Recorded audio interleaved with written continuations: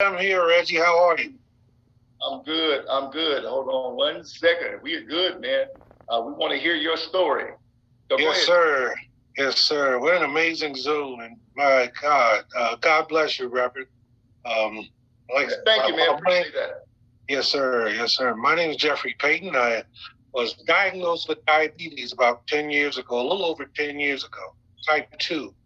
And during the time that I was diagnosed, I went into a diabetic coma. I was in the hospital for about 4 days in order for them to get my A1C or my glucose steady or down. I had been spiking for at about 300 or better for the most part. When I got home, they sent me home with a prescription for 4 insulin injections per day. Now, as you know, diabetes is a very dangerous disease, and it can cause many damaging issues to your body. Fast forward to just 3 years ago, I had a stroke, and I suffered with complete left side paralysis, which caused congestive heart failure. As a matter of fact, my heart rate, my heart function went to 15% function. That's way, I was actually dead. And the doctors wouldn't let me go home without a defibrillator and a pacemaker. So I had that implant done. And he also instructed me that over time you would get better, but you would probably get to a percentage of 45% heart rate function. And I thought that was a big deal coming from 15 to 45. So it happened. I did hit the 45, but I plateaued for over a year. In the meantime, I was scheduled to visit my cardiologist every 6 weeks or so. And for that year leading up to Thanksgiving 2022, last year, my injection, they call it an injection fracture. My heart rate stayed at 45%. So I go and have an EKG done, and usually the nurse would come in and give me my results, and she would come in and say, "Well, your heart rate's doing fine. You're 45%. Keep up the good work. Keep taking the medicine. We'll see you in 6 weeks." All right. My good friend Reggie Stewart came by here Thanksgiving week of 2022, and he brought those patches here. He patched me up, told me how to wear them, and I followed his instructions. What was amazing was that about an hour before he got here, I checked my glucose, and I was well over 300. I was about 302. So I put the patch on, and Greg and I sat for a good old 4 hours or so, chatting it up and having a good evening. And then I looked at it was time for me to check my glucose numbers, maybe an hour or so into the visit. And my glucose had dropped down to 170.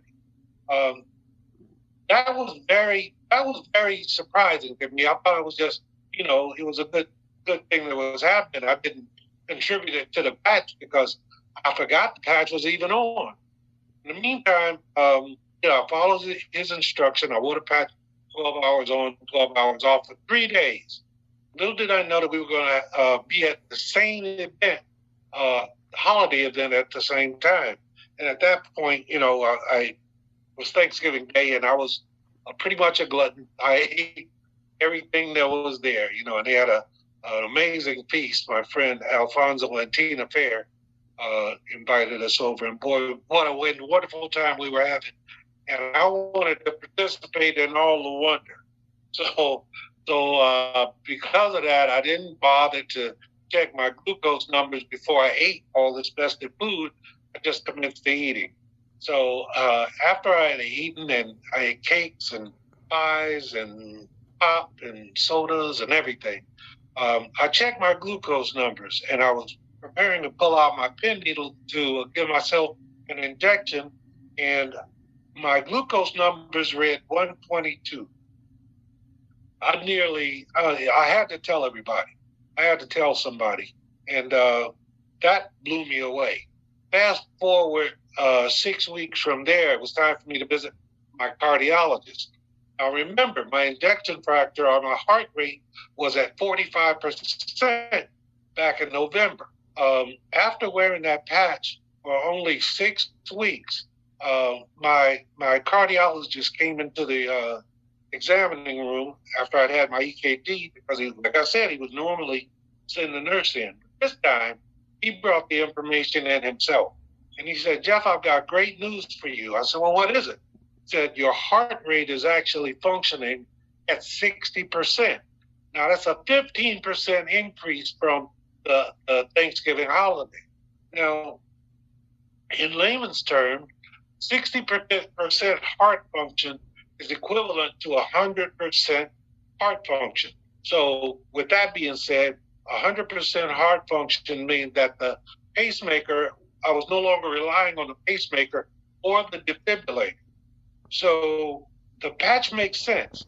And the part of the case study where 14 out of 15 people's heart rate reversed in age by 8 years after only wearing the patch for six months, I'm testimony to that. So I'm excited to share my story with those of you who are listening, and hopefully it'll help someone that's going through some things.